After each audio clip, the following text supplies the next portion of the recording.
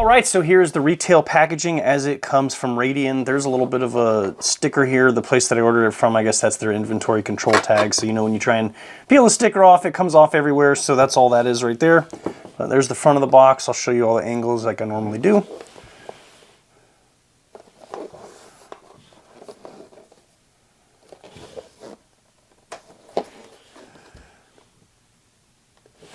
So it does have these little circular security sticker things, one on the top and one on the bottom.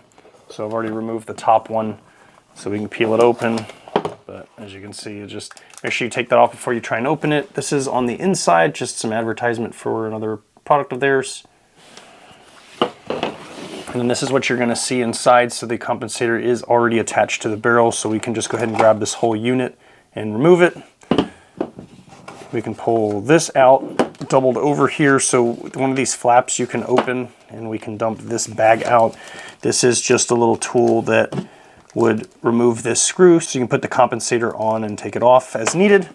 And then there's just the inside of the box. So again, it is one piece. Those are some ginormous ports looking at it. Those are way larger than the ones on my 509cc Edge. Some nice cuts here on the barrel. And I guess the next step is to go ahead and get this installed in the pistol. All right, so the tool that comes with this is a T15 Torx bit. I've already got a T15 Torx driver here, so I don't need that, but just in the event you have your own tool you want to use, or just know that it does come in the package, so you can have something that will adapt to that bit. The first thing we have to do is take this screw out so we can remove the compensator from the barrel because we cannot install it in its current configuration. So you can see that is quite the taper on that screw there.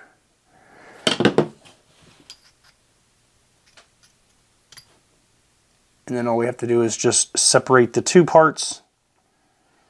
You'll see that there's just a groove here in the bottom of the barrel, so there's not a hole or any threaded slot that needs to go in there. The only threaded location is right here, and once it goes through, it just kind of pinches it in place.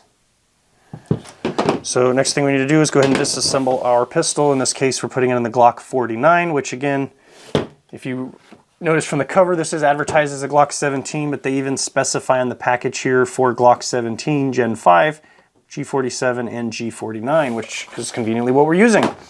So standard takedown procedures for the Glock, if you're not familiar with those, there's plenty of videos out there, including my own. So the first thing we need to do is we need to go ahead and insert the barrel in here.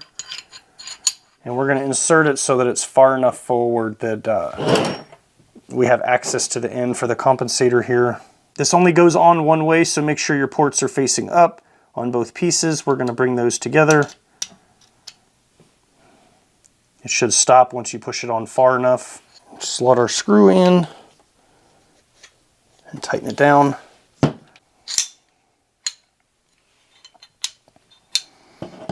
Place our recoil spring and guide rod. Put the slide back on and our pistol is assembled. And you can see it did add a little bit of length, but it does match up nicely. It goes perfectly around the cuts and the corners on that slide there, so that looks really slick. Almost looks like it came from the factory like that. Goes on easily, fits perfect, looks good on there. The only thing left to do is to see how well it actually performs. So what exactly is the purpose of having a compensator on a pistol? The Glock 49 and the 509cc Edge are both 9mm. 9mm is not exactly known for having some harsh recoil.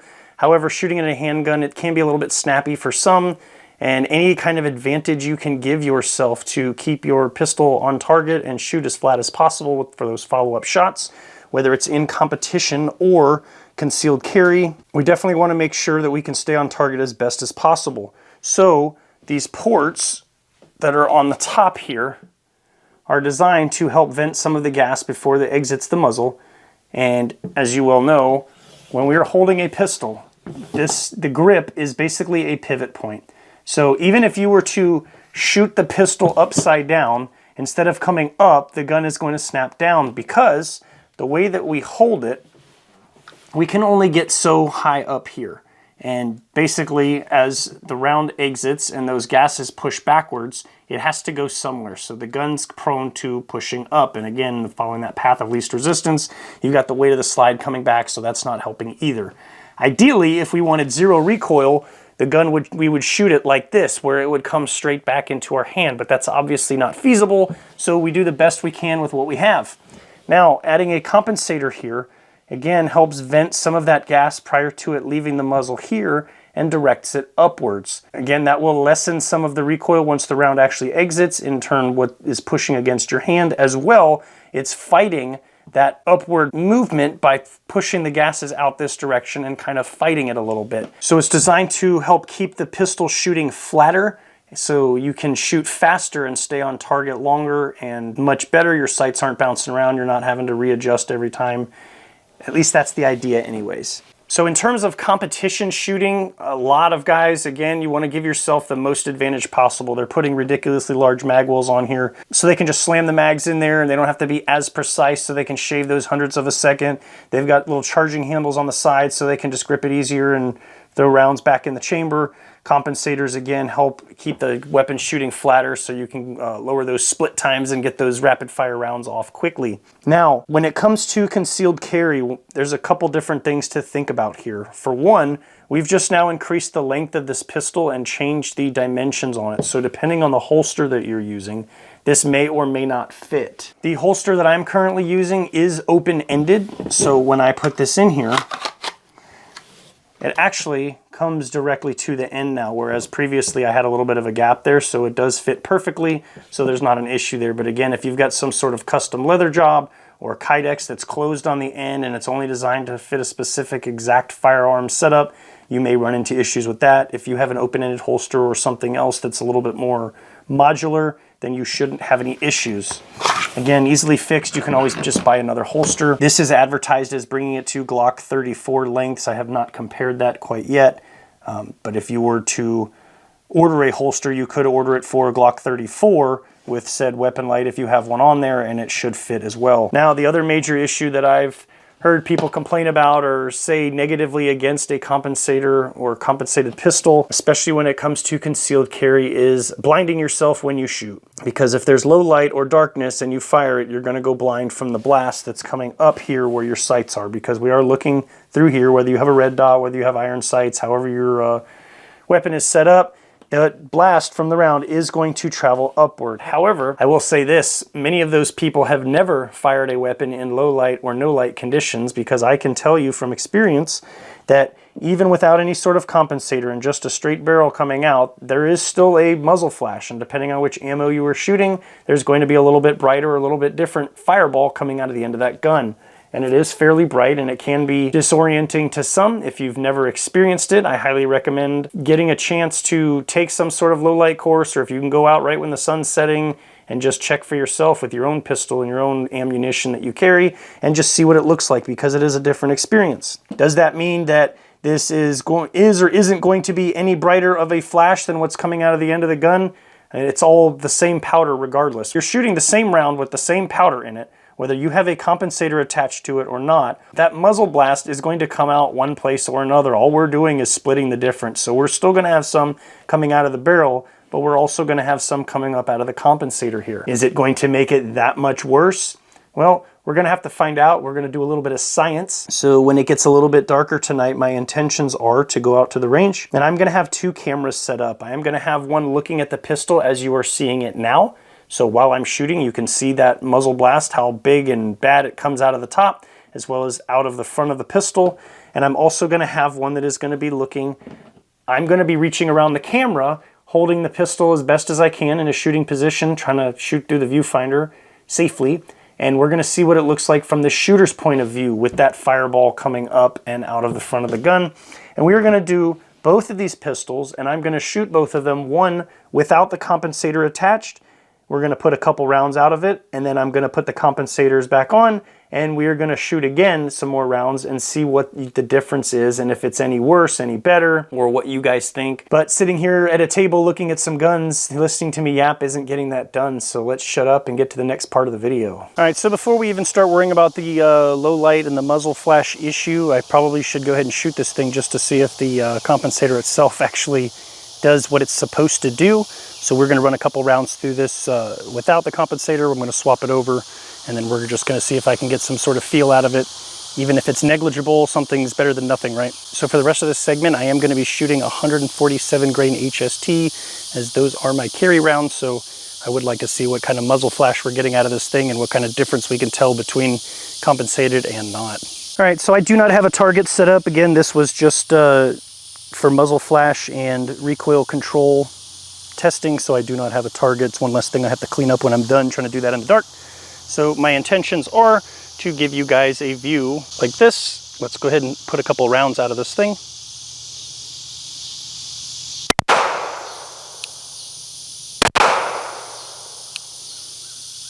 It's kind of difficult to do through a viewfinder, so forgive me for that.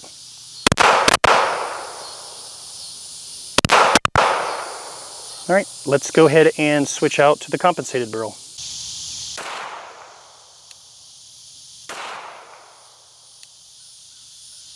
Kind of difficult to do through a viewfinder, so forgive me for that.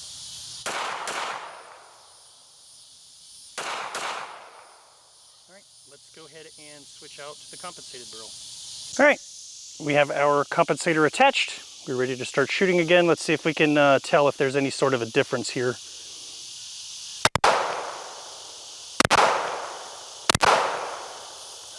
I mean, so far, even just shooting slow, I feel like I'm able to control it a little bit better, especially trying to hold it like this in front of the camera is really awkward.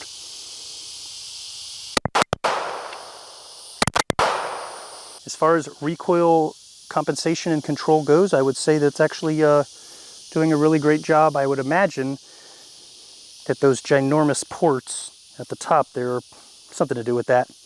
But next part we're going to look at is we're going to go ahead and do the muzzle flash for low light and mostly no light. I mean, so far even just shooting slow, I feel like I'm able to control it a little bit better, especially trying to hold it like this in front of the camera is really awkward.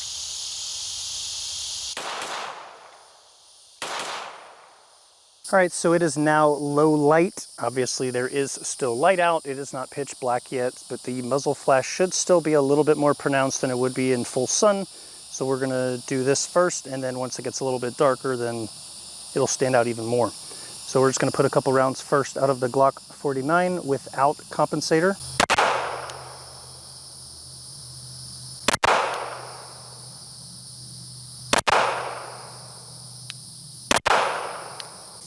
And now we've got the 509 cc Edge, again without compensator.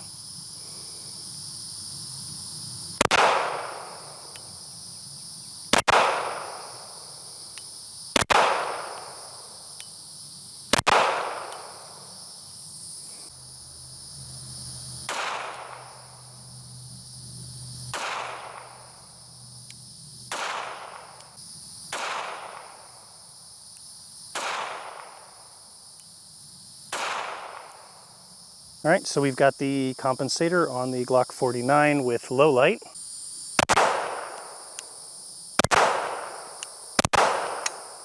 .509 low light with compensator.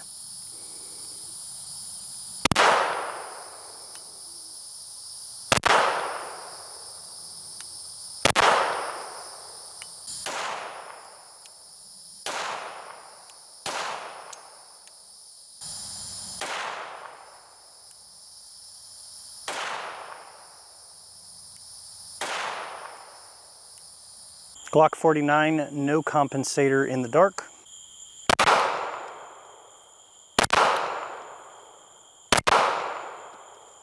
.509 cc Edge, no compensator in the dark.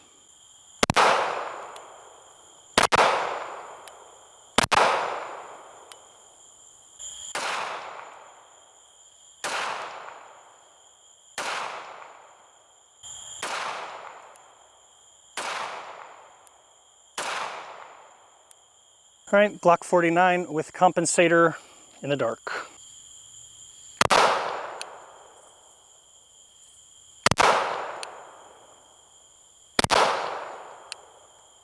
.509 cc Edge with a compensator in the dark.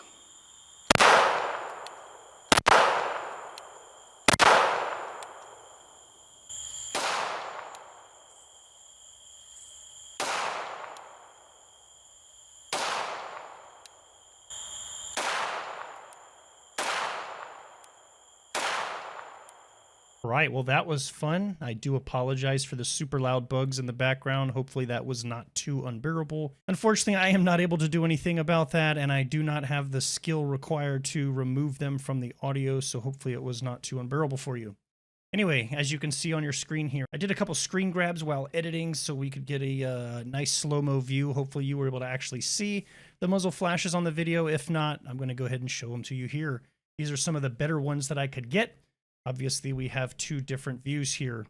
So the ones on the left, this does not have the compensator on it, and this side does. This is the Glock 49, as evidenced by the Outtro on here.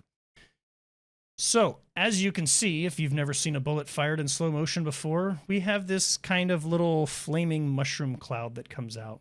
And if you notice, when it comes out, it actually goes out and up. And if we were to draw a line back to the firearm, we pretty much almost have a straight line going from the top of the optic forward. You can see in our point of view here that this orange fireball is pretty much covering up everything. Or if we didn't even have an optic on here and it was just iron sights, this muzzle flash is encompassing all of that. It's going above and beyond and going over the view of everything. So our optic, iron sights, everything is essentially obstructed by said muzzle flash. Obviously, this was the low light time frame. The complete darkness doesn't really give you frame of reference, so I figured it was a nice mix here. So let's go over here and look at the compensator. Yes, this flame is going higher than that straight line, so if we were to draw that all the way over, it is going a little bit higher. But like I said prior to shooting, all we're doing is we're splitting the difference. This is the same amount of burnt powder exploding out of the end here. This is the same amount here. It's just being split. Some of it's coming out the front. Some of it's coming out of the top. Either way, it is still bright. It is a bright flash. If you have not experienced it for yourself, I can assure you that the camera view that you witnessed was not anything that you're going to experience if you were to fire in low light or no light yourself. Your eyes are obviously going to adjust. They're also going to react differently than mine will or anybody else that might be watching this video. So basically, what am I getting at here? No matter what you do, you're going to get a muzzle flash if it's dark or low light. That's it. There really isn't much more to talk about. This is just a nice visual representation, if you are a visual learner like myself, to actually see it. And I can assure you that this flash coming from the compensator is no brighter and no dimmer than the one without one. So for those haters out there that are like, oh, don't put a comp on your carry gun because you'll go blind if you have to shoot it. What's the difference here? Please tell me. Corporate wants you to find the difference between the two pictures. They're the same picture, that sort of thing. Yeah.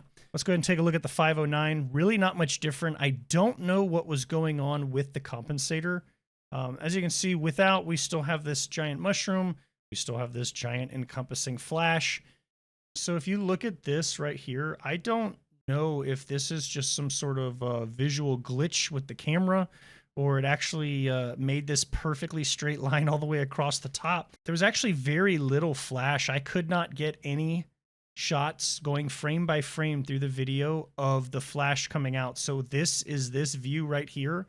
You can see it right here with your eyes. This is the same shot, just looking from a different perspective, and you cannot see anything here. So I would say even in the reverse of putting a comp on your gun, if you get a 509cc Edge and you shoot it in low light or dark, apparently it's also a flash hider and a compensator built in one. I don't know. Maybe they got the secret formula just right and other people could take notes. I don't know. I don't know what was going on there, but it was doing a good job of flash suppression. So there was actually less flash with the comp from the 509. But I will say, as I did with the review of this firearm itself, I did not really notice that much of a difference in recoil mitigation. I know they have their advertised percentage. I'm really not seeing it. However, I will definitely say that the Radian Ramjet and Afterburner combo significantly decreased the recoil that I felt. And it was not one of those mental things where you kind of tell yourself that, yeah, it's working just to make yourself feel justified in the purchase. That thing actually works. Those are some huge ports on the top. You can see what the results you're going to get where it's throwing all that extra flame there instead of straight out the front.